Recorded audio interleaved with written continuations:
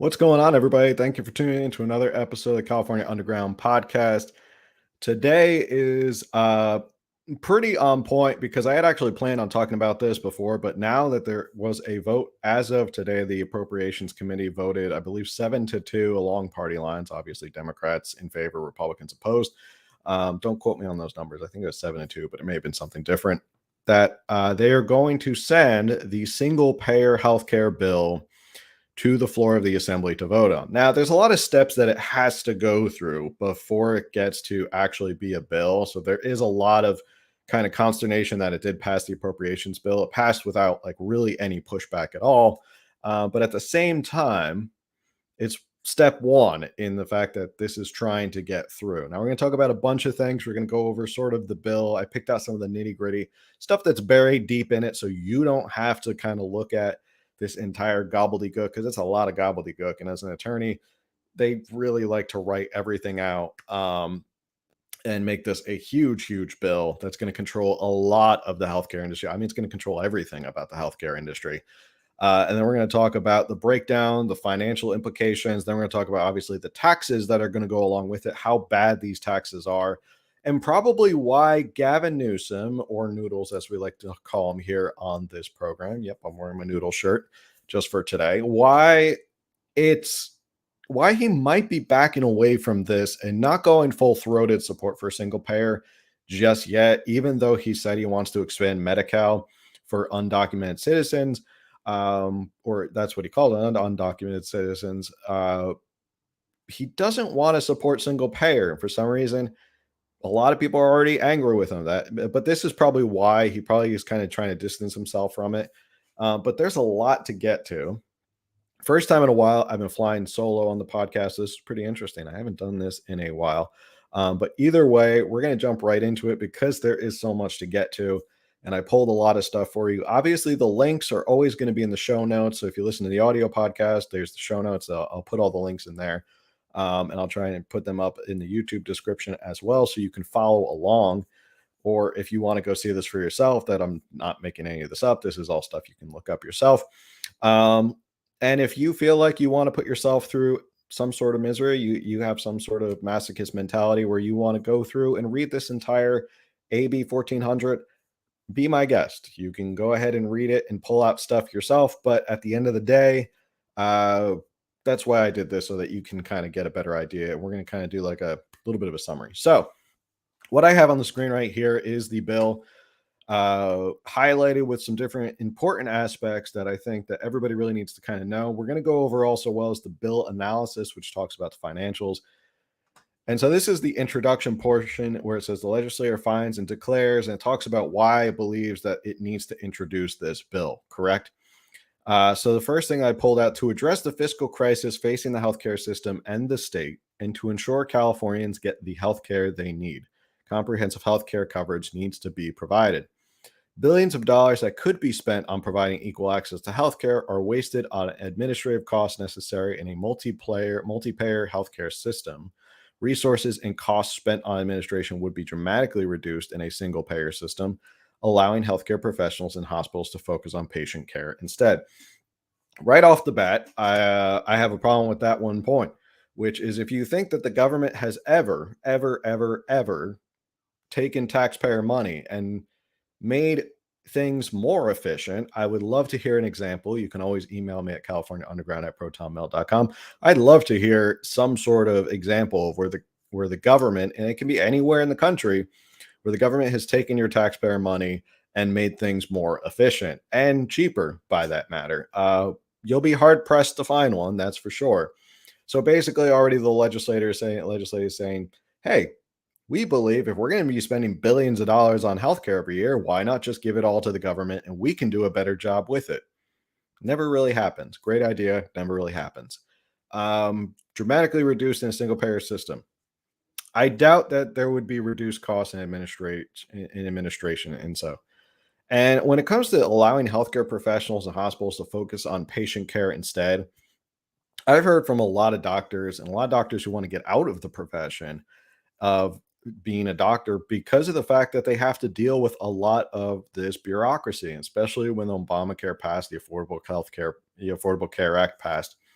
they had to deal with a lot of more negotiation, dealing with these issues, dealing with the government. And it became so much of a headache that a lot of these doctors have just kind of stopped being doctors because the medical profession is so much more of a pain to deal with insurance companies. Then you have to deal with the government, then you have to deal with Medicare. And then I've always heard complaints from doctors about how they don't want to deal with Medicare or Medicaid or all that stuff because it's such a pain. So the fact that they're saying, oh, let the government handle it and we'll allow you to focus on patient care instead. Doubtful. Again, great idea. I don't think it's going to work. So, skipping over all the gobbledygook, and I like to call it the gobbledygook because it's a lot of gobbledygook. It's a lot of stuff that doesn't really, you don't really need to know. I mean, like these are all definitions. You don't need to know all that stuff. However, there is one definition that is pretty important. Resident means an individual whose primary place of abode is in this state. This is important. Keep this definition in mind. Without regard to the individual's immigration status, who meets the California residence requirements adopted by the board pursuant to subdivision K of section 10610. The board shall be guided by the principles and requirements set forth in the Medi-Cal program under Article 7, Chapter 2 of Subdivision 1, blah, blah, blah. So, resident in their mind means anyone whose primary place of abode, meaning where you live, is in this state without regard to individuals' immigration status, which is right there in black and white. This is what a lot of people feared, is that if undocumented citizens can take advantage of taxpayer funded single payer healthcare, that could create a problem with a lot of maybe that idea of like a magnet for people in Central America to come here because they know if they get here, you're provided pretty much free healthcare. You don't have to worry about you're going to get healthcare. That's one magnet that a lot of people are worried about when it comes to single payer like this. And the bill does go on to say that there should be no discrimination based on immigration status, which we'll get to. Calcare shall be governed by an executive board known as the Calcare Board, consisting of 9 voting members who are residents of California. Remember, residence is sort of a loose term. As long as you live in California, you're a resident. The Calcare Board shall be an independent public entity not affiliated with an agency or department. Of the board, the members of the board, 5 shall be appointed by the governor, 2 shall be appointed by the Senate Committee on Rules, and 2 shall be appointed by the Speaker of the Assembly. The Secretary of California Health and Human Services or the Secretary's designee shall serve as a non-voting ex officio member of the board. Appointments by the governor shall be subject to confirmation by the Senate, which, when you have a supermajority in the Senate and you have a Democratic governor, basically anybody can get in. Don't worry. Any lackey or any sort of crony lobbyist can definitely get in when the Democrats have control of the Senate and the governor. A member of the board may continue to serve until the appointment and qualification of the member's successor. Vacancies shall be filled by appointment for the unexpired term. The board shall elect the chairperson on an annual basis. Now, this is where I want to point out something interesting, because follow the money. Always follow the money. Appointments to the board shall be made as follows: 2 healthcare professionals who practice medicine, 1 registered nurse, sounds good so far, 1 public health professional, good, 1 mental health professional, sure, 1 member with an institutional provider background, also good, 1 representative of a not-for-profit organization that advocates for individuals who use healthcare in California, and then 1 representative of a labor organization. Yeah, 1 representative of a labor organization. Now it's like that old song you saw on Sesame Street, like one of these things is not like the other. A labor organization. Why would you need someone from a labor organization? I guess to maybe try and advocate on behalf of employees, but everyone here has some sort of background in healthcare, and then all of a sudden you throw in 1 representative of a labor organization. Now, we know from Lorena Gonzalez, members like her, that the unions in California have a very, very strong grip on politicians, especially Democratic politicians, because the cycle is continuous, whereby they give jobs or they give a lot of handouts and contracts to a lot of labor unions. The labor unions then raise dues, and then they take those dues and then they turn around and donate them to Democratic politicians. And the cycle never ends. So why would you think a representative of a labor organization would have to be on a board regarding healthcare? Probably because when you're talking about spending billions and billions and billions of dollars, hundreds of billions of dollars, the labor unions are not going to sit idly by and not get some sort of slice of the pie. In terms of the old Godfather movie, I need to wet my beak a little bit. So keep going down, keep going down, keep going down. More gobbledygook. This was the advisory board, and now it's two representatives of organized labor, and at least one representing registered nurses. Okay, so at least that's a little bit more connected to healthcare. But again, now labor gets two seats at the board. Keep going down. We'll keep going down. Sorry, this is a lot to get through. So a lot of this is just kind of going on and going on. A lot of stuff that's not really like, if you want to dive into this, be my guest. I read through it, and I was able to peruse it pretty well, and it doesn't, nothing really stood out to me. It's a lot of kind of administrative stuff. All right, so we get to eligibility and enrollment. Now, remember that definition. Every resident, and a resident of California is what? Somebody who has their principal place of abode or principal abode here in California, regardless of immigration status. Meaning, as long as you live in California, as long as your primary address and where you live is here in California, you qualify for this single payer healthcare system. So, eligibility, first, right off the bat, every resident, so that's everybody, everybody who lives in California of the state shall be eligible and entitled to roll as a member of Calcare. That's their fancy name, Calcare. It's going to be called Calcare. Another interesting point is that a college, university, or other institution of higher education in the state may purchase coverage under Calcare for a student or student's dependent who is not a resident of the state. Again, it's not a big deal. I mean, there's a lot of students who come in from out of state who now all of a sudden are going to be getting free health care for just being here in California. And they may not even stay in California. They may go to school in California, then they leave. And as we know, students don't really contribute a lot in taxes. If anything, they usually are the ones getting the refunds every year because they don't make enough money. So they'll be taking free healthcare from the system, but at the end of the day, they won't be giving money back into the system as they should be, even if they're not technically a resident of the state. So you could be from out of state, and someone who's a dependent on that student can get free healthcare under this single payer healthcare. So again, you don't. That's another loophole. If you want to get healthcare, you can just come to California. Now, I don't know if that's really going to make a big difference because you can stay on your parents' health insurance until you're 26 under Obamacare. But again, if you're a student, and regardless of whether or not you are a resident, you will get eligibility for free healthcare under the single payer system.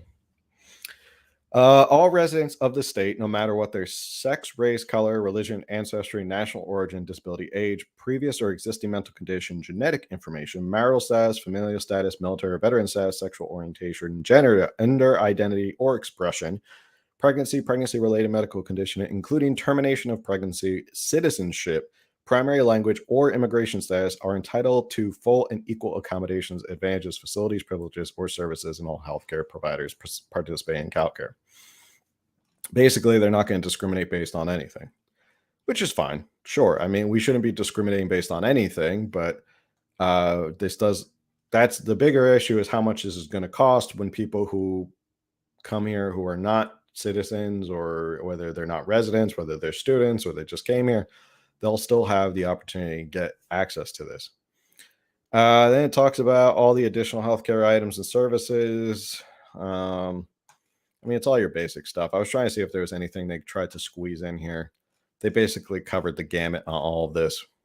Again, a lot of these bills, because they have to go so in depth, they list as much as possible, and then they always add like this savings clause where they can say, oh, well, anything else the board determines at the end of the day. So that does give a lot of discretion to this board that they can start to add stuff to this after the fact.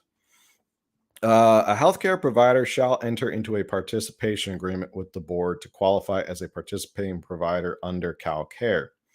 A participation agreement between the board and a healthcare provider shall include provisions for at least the following as applicable to each provider. Healthcare items and services to members shall be furnished by the provider without discrimination as required by Section 10621. This paragraph does not require the provision of a type of class or class of healthcare items or services that are outside the scope of the provider's normal practice. Charge shall not be made to a member for a covered healthcare item or service other than for payment authorized by this title. The provider shall follow the policies, blah, blah, blah. Keep going. Keep going. Wading through the gobbledygook here. So, and I'm not lying to you. I went through this whole thing. I perused this entire thing and I pulled out some of the most important stuff that you need to see. All right. Okay, this is talking about payment. Not really that interesting. I thought it'd be a little bit more interesting.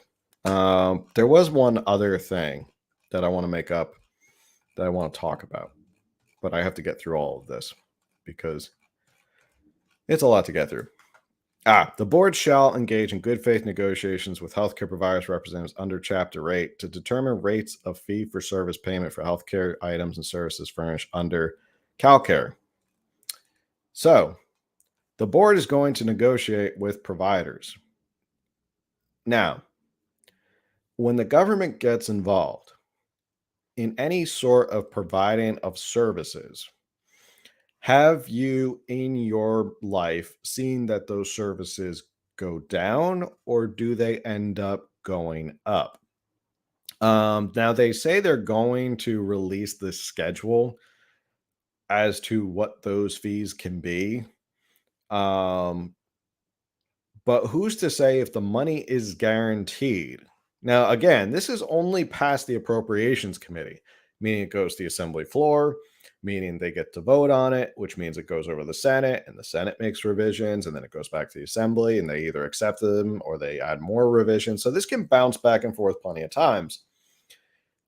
Have you ever seen in any time where the government gets involved with any sort of industry and they start to negotiate on your behalf, as opposed to you as a consumer just going to a private business and going, "Hi, I'd like to buy your services.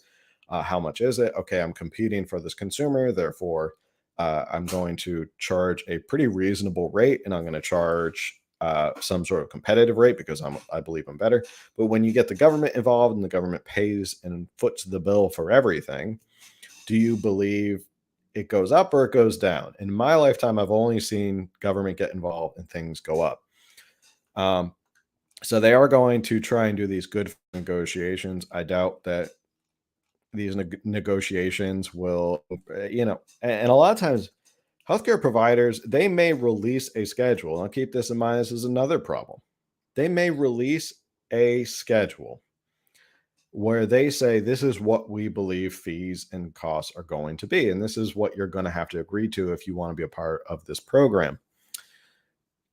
Private entities or providers, such as a Kaiser or a Sharp or something like that, may push back and say, well, no, that's not how much it costs. And you're really kind of cutting us off at the knees here. And then they kind of go back and forth. So they may undercut them or they may overcharge them. And in reality, it's that third party mentality where if there's a third party negotiating for your healthcare on your behalf, you don't get to be in those negotiations. You don't get to say, well, I only want this amount of healthcare, or I don't need that much health, or maybe I have a pre-existing condition, so I need to get more. You don't get to negotiate that with your insurance company or your provider. Instead, you're letting the government do it for you, which you're over here. You're not even really a thought because you're not a party to this negotiation. Instead, it's the government that is sitting on hundreds of billions of dollars and these providers who want access to those hundreds of billions of dollars. And inevitably, I feel like either greed or malfeasance always comes into play and it never ends well. Let's see. Keep going. Keep going. Wading through the gobbledygook. That should be the name of this episode, is wading through the gobbledygook, because that's what this is right now. The Calcare Trust Fund, we're going to come back to what this Calcare Trust Fund is and how they're going to fund it, is hereby created in the state treasury for the purposes of this title to be administered by the Calcare Board. Notwithstanding Section 13340, all monies in the fund shall be continuously appropriated without regard to fiscal year for the purposes of this title. Any monies in the fund that are unexpended or unencumbered at the end of the fiscal year may be carried forward to the next succeeding fiscal year. The way I read this is that every year you have to spend the money. Meaning you have to find something to spend it on. You don't get to set you don't you should be appropriating it to something. Now, somehow I don't know how if you're supposed to appropriate it all the time. If you have any unexpended money or you don't have any spent money, you can carry it over to the next year. That means that you still have to spend all the money next year, but if you have any left over, you get to carry it over to the next year. It sounds like they want you to spend all the money every year and empty the entire trust fund every year. And then you're probably not likely going to carry over a lot of money. I would doubt that they're going to carry over any money because, as we've just been saying, none of this is really efficient and none of it will be as efficient as they think it's going to be. And even though they released this number of what the annual budget or annual number is going to be, I don't think it's going to be anywhere close to that. It'll probably be a lot more than that. They probably did some fancy tap dancing with the numbers to make it look better than it is. A lot of people are saying, "Oh, well, it looks like we'd be spending less on healthcare if we all went to single payer." Sure, there's probably some fancy accounting done there to make it look better, but in terms of this specific section, it sounds like they have to spend all the money every year. And that means that there's never going to be a surplus or there's never going to be amount of money that they can roll over every year and go, well, we have an extra amount of money. We're not going to, maybe we lower taxes for a year because we have so much money left over. They got to spend the money. Remember, follow the money. There's going to be a lot of people who are going to have their hands in this honey pot. There's going to be a lot of pigs at the trough when it comes to this healthcare single payer plan. All right, so that's the text of the bill. I did want to go over what is called a bill analysis. So this is usually what they release. The legislative and analyst office will kind of release this 2 or 3 page summary, so you don't have to go through 10 or 15 pages of the gobbledygook. And you can sit down and kind of get a better idea. And this is straight from the Assembly legislative analyst. Well, I don't know why I can say it. Analyst analysis. This just kind of goes over what they were saying before, what the whole point of it was. But I want to get down to the fiscal effect. This is from the bill analysis. It says the authors of the PERI study estimated that through implementation of SB 562, overall costs of providing SB 5, it was like a previous bill that they tried to introduce. They've been trying to do single payer for like a long time. Like if you put in single payer California, you'll see articles dating back to like 2012. So this is not the first time they've taken a crack at it. So SB 562, overall costs of providing full health care coverage to all Californians could fall by about 18% relative to spending levels under the existing system. On the whole, the PERI analysis predicted that although SB 562's single payer system would be expensive, its cost and taxes would ultimately be lower than what Californians were paying to private insurers. The overall annual cost of this single payer system for California would be $331 billion as of 2017, equivalent to $356.5 billion in 2021. So that's the number they're saying. It's going to cost $356.5 billion in 2021 dollars. Now, keep in mind, I think the annual budget for California is only around $200 billion. So it's not like this huge. I don't know where they get this idea that they have all this money laying around. Another thing that I always find interesting is they may say, sure, if you give the government all of this money, it will cost less because we won't be spending as much, and that the citizens may not be spending as much to private insurers. The problem with that, though, is you've taken away effectively the choice of the people to spend that money. So you could spend more money if you need to spend more money on health insurance. If you want the Cadillac of health insurance, you can spend the Cadillac on health insurance. If you don't want to spend the Cadillac and you want to buy the cheapest health insurance, you can buy the cheapest health insurance. So this number is kind of like misleading in the sense that they say, well, yeah, if we provide everybody with a healthcare plan, it's going to cost them this amount of money. That's a pie in the sky sort of number because you're assuming that everyone's going to be getting the same healthcare access or that everyone's going to stick to that amount of money. You're also keeping this number as to how many people are here in California at this time. There are going to be people are leaving, but like I've said before, when it comes to being a magnet for any sort of illegal immigration or people who want to come to a certain state in America, they're going to come to the state where they can get free healthcare. And you're not accounting for what's going to happen there. So it's sort of a pie in the sky number to say it's 356.5 billion right now in 2021 dollars, but you're also not assuming that people don't have that choice anymore to pay for the health insurance that they want. And it's going to cost more. It's inevitably always going to cost more. You can sit here and say this is our estimate, but when it comes to the government, it always ends up costing more. According to the author, the U.S. healthcare system is complex, fragmented, multi-payer system that still leaves wide gaps in coverages. Blah blah blah. The highest uninsured rates will be among undocumented California, 65%, and those eligible only for insurance through covered California, 28%. And this is talking about right now, according to who's covered it and who's not. On January 10th, 2022, Governor Newsome released the proposed 2022-2023 budget, which includes funding to expand Medi-Cal to all income eligible Californians. So this is what I mentioned before, is that Noodles has said that he's in favor of a single payer, but he hasn't gone so far as to really push for a single payer. And now it seems like he's kind of backing away from the single payer. So this bill's making its way through the assembly, correct? This is the single payer proposal. Governor Noodles wants to propose that they expand Medi-Cal to income eligible Californians. That's a different proposal than what's going on here. That's not like, this is Calcare as the single payer. He wants to expand Medi-Cal. So there are two different proposals that are going on right now. He says he just wants to expand Medi-Cal to people who are eligible for it. This bill will make it so it's single payer and everybody has to kind of sign up for government health care. We're going to talk about that in a little bit, about why he might be backing away from it. But just to kind of note that that's his proposal, is that he wants this, and the assembly is now pushing this.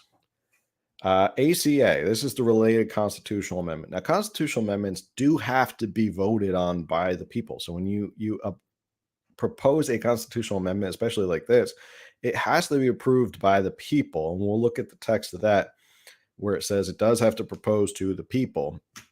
ACA, which is what's the name? A constitutional amendment, imposes the following taxes on businesses: annual excise tax of 2.3 of gross receipts above $2 million, payroll tax of 1.25 for companies with at least 50 employees, payroll tax of 1% for employees with wages exceeding $49,900 per year.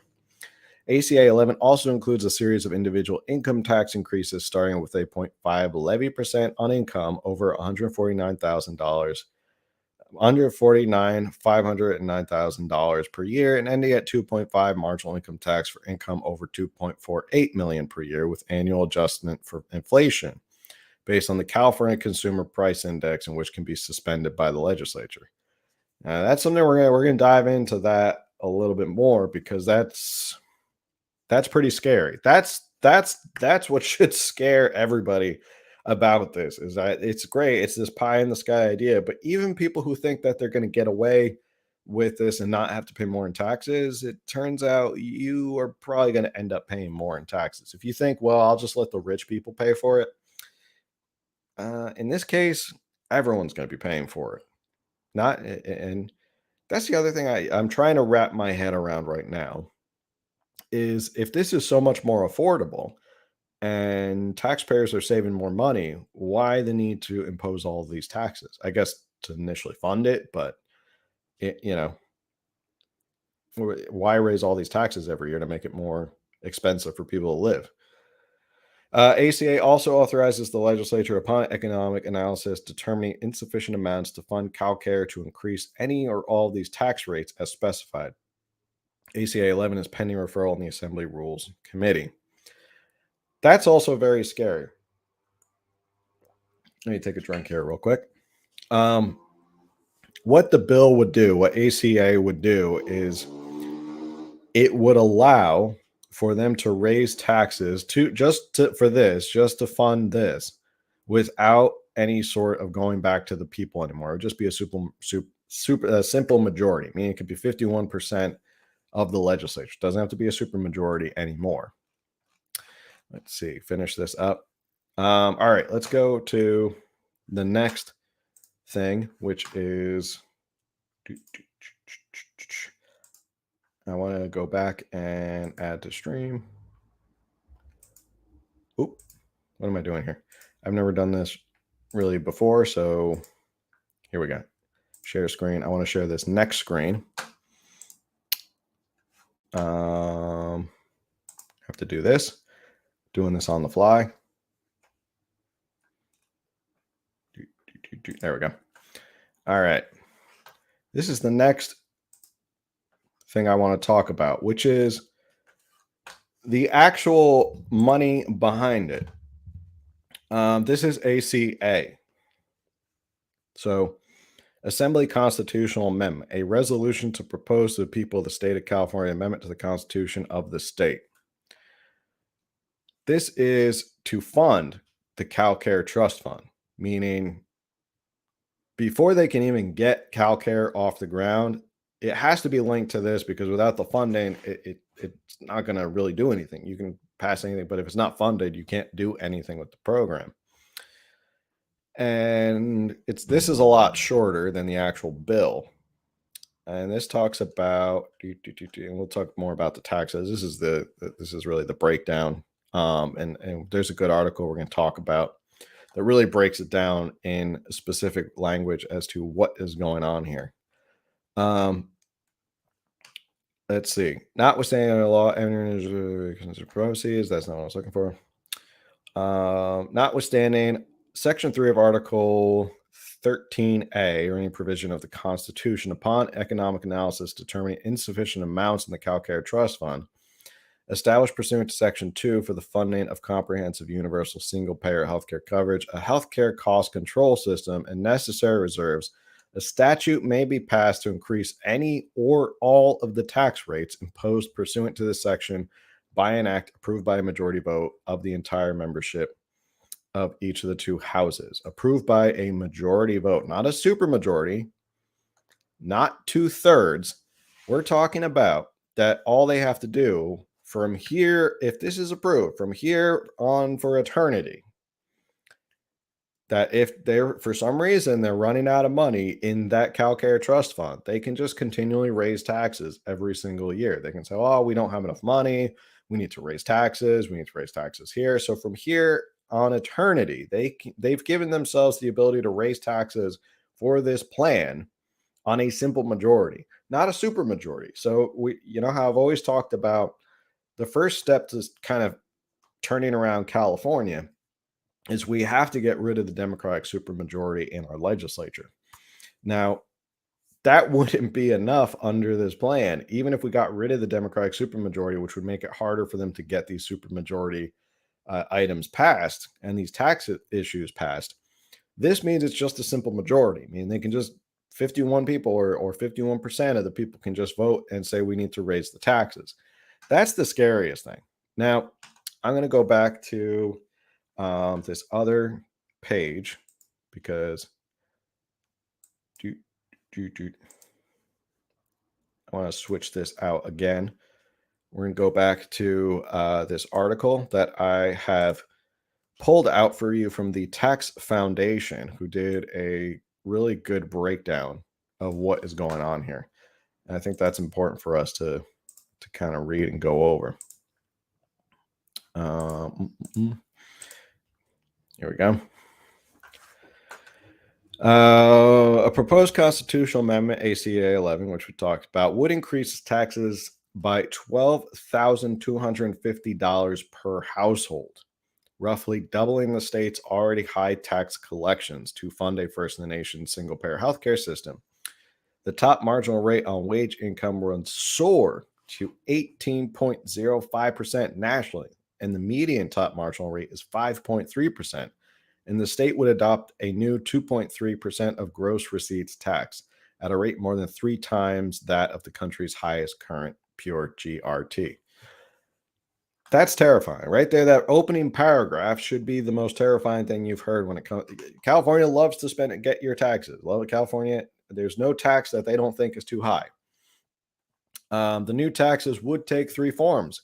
Surtaxes atop the current individual income tax structure beginning at $149,509 in income. A graduated rate payroll system with the top rate kicking in for employers with more than $49,990 in annual income, and a gross receipts tax of 2.3%, excluding the first $2 million of business income.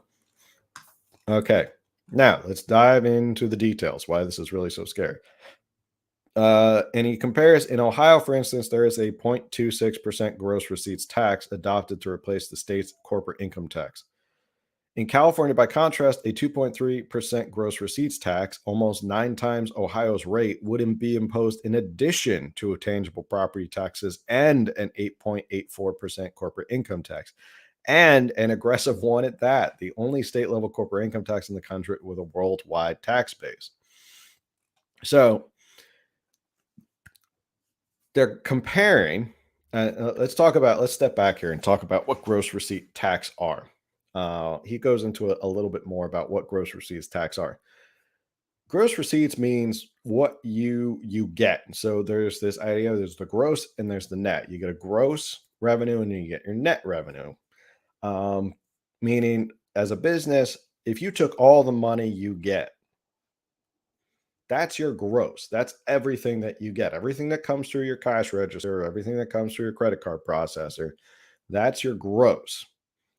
Now, the net is what happens, what you get after you spend business expenditures such as payroll, supplies, utilities, keeping the lights on, marketing, basically all those expenditures that businesses get to write off because they say, well, it costs this much to do business. You shouldn't tax me on that stuff. So usually you get taxed on your net. Here in California, what they're proposing is that it would be a 2.3% gross receipts, meaning they're going to tax based on what you get already. And if you have really small profit margins, this could actually exceed the amount of your profit margins, making it shockingly, I mean, you don't have to be an economist to figure this out.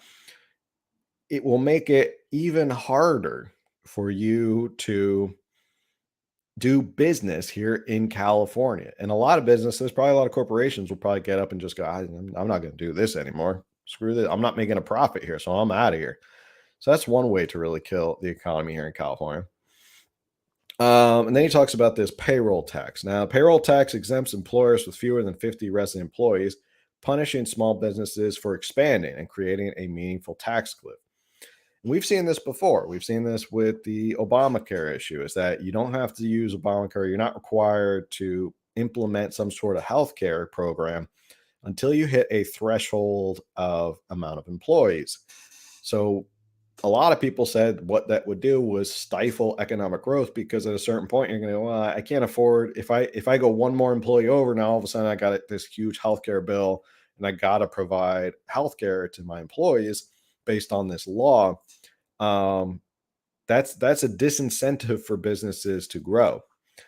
So this is his oversimplified hypothetical. He says, imagine a company with 49 employees making $80,000 each. At 49 employees, the company has no payroll tax burden. Hiring one additional employee generates a tax bill of $90,000, more than the employee's actual salary. So now that business would likely just sit there and go, well, I can't hire more. I can't grow. I can't take on new contracts because I can't grow as much as I want to, stifling economic growth. And they don't really seem to see the problem with this. I see the problem with this. That is, you're disincentivizing businesses to be here and businesses to grow here. And it's no wonder why you saw businesses like Tesla, and you're seeing businesses like even Google is moving a lot to Austin. Oracle is out; they've moved out of the state as well. So a lot of these big companies, they keep getting slammed with tax after tax after tax. They're moving out. Um, Here he talks about the gross receipts. Uh, they're widely understood as extremely disruptive and inequitable taxes because they're imposed on businesses without regard to their profit margins. For low margin businesses like supermarkets, 2.3% of gross receipts may literally exceed current profits, even if the company is doing well. For instance, Kroger's profit margins dipped to 0.75% in late 2020. Remember, Elizabeth Warren said that Kroger, big evil Kroger, is making all this money and all this profit, and they're not sharing the wealth. And it's not fair. They're the ones who are really stoking inflation. Why you pay more at the grocery store? Remember, even though their gross profit margins or their profit margins last year were 0.75%, and that historically their profit margins have been 1.75%, almost a full percentage point lower. These taxes are even worse for businesses posting losses, including startups that haven't turned profitable yet, because they're taxed on their receipts even if their expenditures exceed revenues. For startups, a high rate gross receipts could be disastrous. So, again, let's dive into this. You start a business, you spend a lot of money to get that business going.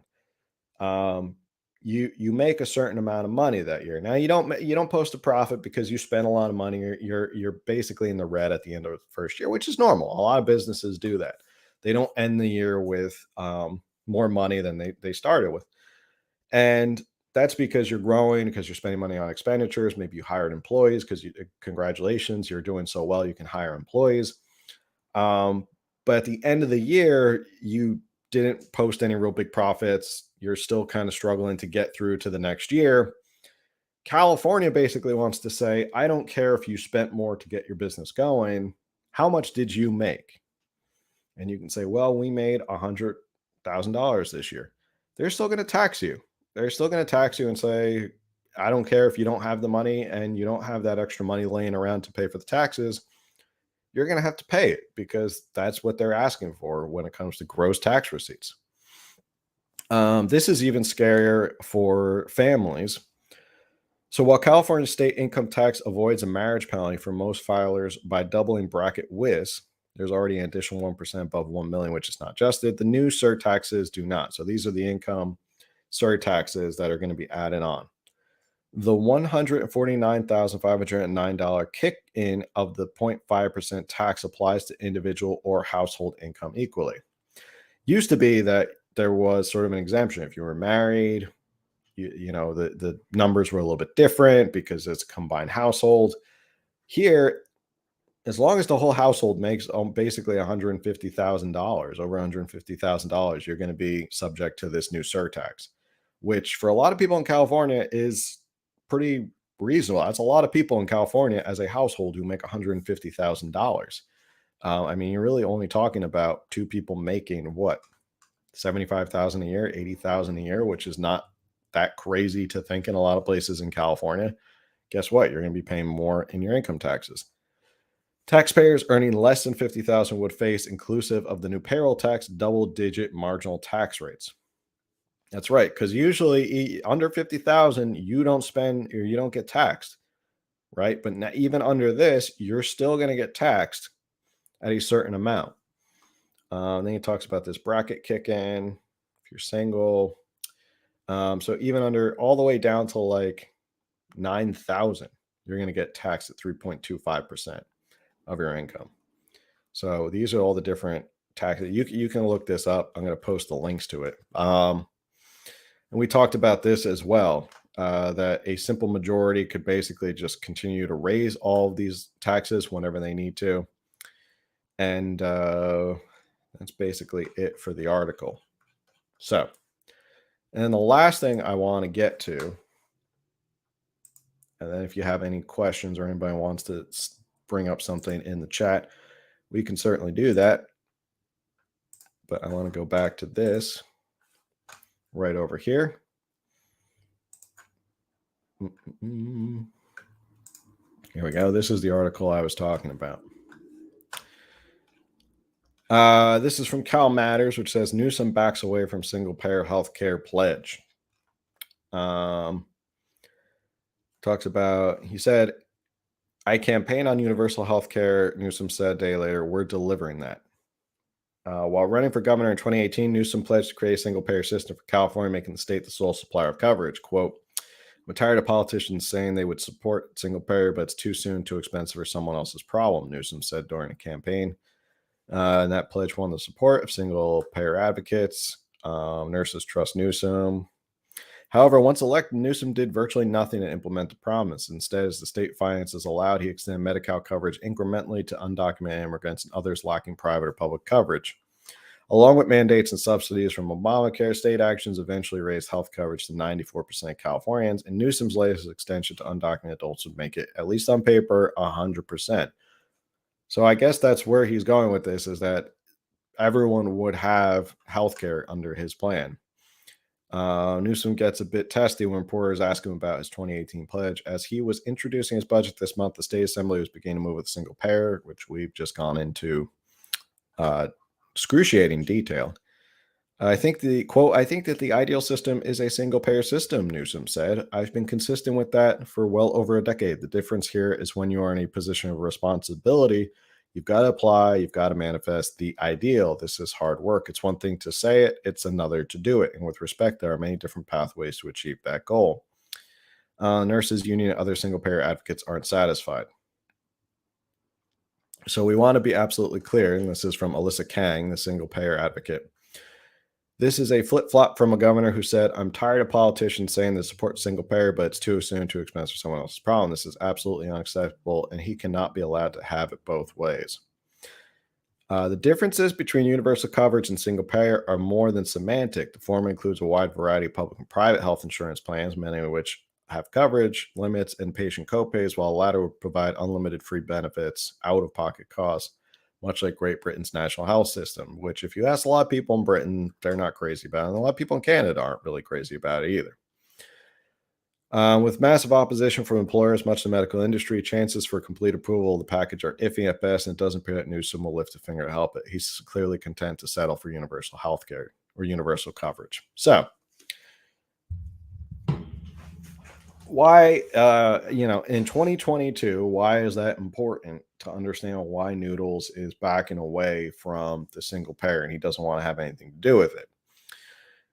Because I think he doesn't want to see the tax raises. He doesn't want to be linked. I mean, we just talked about those tax hikes, and those are pretty substantial.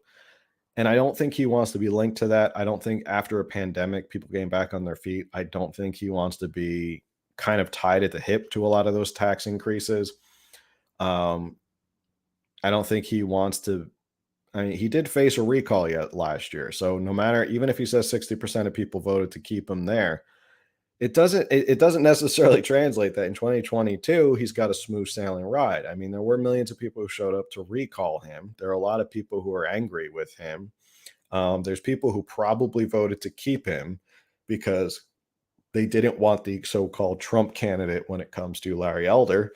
So that's a different race. Now, if you don't have a Larry Elder, which you're not going to have this year, it changes things because you may have an opponent who is a little bit more, let's say, moderate on a lot of stances that could pull away a lot of those disgruntled Democrats who may have held their tongue or held their nose and voted to keep Newsom last year. But this year, things may be different. So he may be trying to step away from the single payer because he knows how bad it is. Now, if he's saying on the campaign trail and he's saying all this time that I believe that single payer is the ideal, why doesn't he support this? This might have the best chance to get through. And the fact that he's not shows you that he probably believes it's a big dud as well. And it does have to go to the people. Newsom probably won't support it if it has to go to the people. And it does require a certain amount of voters. I believe it has to be 2/3 threshold for the voters to approve it. So it does have a steep uphill climb. Now, it's scary that this is even getting through or trying to get through. This isn't the first time single payer healthcare has tried to get through. What's the moral of the story here? The moral of the story is that if you don't like this crazy legislation that is continually being pushed here in California, stuff like single payer that would take over the entire healthcare system and increase your taxes almost by double, by your state taxes by double, then you have to start focusing on changing the legislature and getting rid of the supermajority. That's step one that you have to focus on, and we have to focus on, is get rid of that Democratic supermajority so this doesn't ever happen again. Um, what are my political predictions for this? I believe that it will probably make it through the assembly. The assembly will vote on it. Senate will go through it. It will probably go to the people. I think the people will likely vote it down because after a pandemic, I don't think they want to see um, more taxes being raised. I think there'll be a good amount of push from PACs and super PACs, and a lot of businesses are going to dump money into this to campaign against it. I think if they can successfully make the case that you're going to raise your taxes, they'll push enough against this that people don't want to pay more in taxes. As much as single payer sounds like a fantastic idea to some people, I don't think it sounds like a fantastic idea. That's just me personally. Um, I think it will probably fail. It won't get the funding, and then that's the end of it. It'll be done. And without the funding, it can't really go anywhere. And without Newsom backing it, especially in an election year and tying himself to a single payer, I don't think a single payer would actually come to fruition. That doesn't mean to sit back and do nothing. It doesn't mean to sit back and just say, okay, well, it's not going to go anywhere, so why do I care? It doesn't mean you have to voice your opposition. It does mean even if you're in a Democratic district, you should still voice your opposition to this and let them know that this is expensive, that you're not a fan of the raising of the taxes. You're afraid of the economic fallout on businesses and small businesses. If you're a small business owner, how much that's going to cost. I'm a small business owner. Um, this wants to tax business to business transactions. If you're working with businesses and not with consumers directly, they're going to start taxing that. A lot of this is bad news for the economy of California, especially recovering after a pandemic. This is not good. This is pretty awful. So, with that said, that's the breakdown of what's going on with the healthcare law. Now, it did pass the appropriations. It's going to go to a vote next week in the assembly. Then, after it passes the assembly, it's going to go over to the Senate. They're going to deliberate on it. They may make some changes and they'll send it back, and it goes back and forth. ACA is linked to it, though. The ACA 11 is linked to it. And once that happens, it's going to have to be put out to the people. So, it's still alive and well. It's got a rough road ahead of it. Even in California, single payer has a rough road ahead of it. And I think there'll be a lot of people who are probably going to say no to it. And now you know. Now you can educate people and you can say, this is why you should be against the single payer, why it's going to be expensive, why it's going to hurt the economy. Um, and that's basically it. Because the most important thing is that you want to be educated about this stuff. So, with that said, thank you for tuning in. As always, every Wednesday live on Instagram, we do Coffee and California Politics. We do the podcast usually live on Thursdays at 8 p.m. Today, this week was a little bit of a abnormality. Abnormality. We're going to be back to the normal schedule next week. A lot of events coming up, a lot of stuff. 2022 is going to be a big year. So thank you again for tuning in. Like, share, subscribe, do all that. Spread the word and let more people know about the podcast. And I will see you on the next one. Later.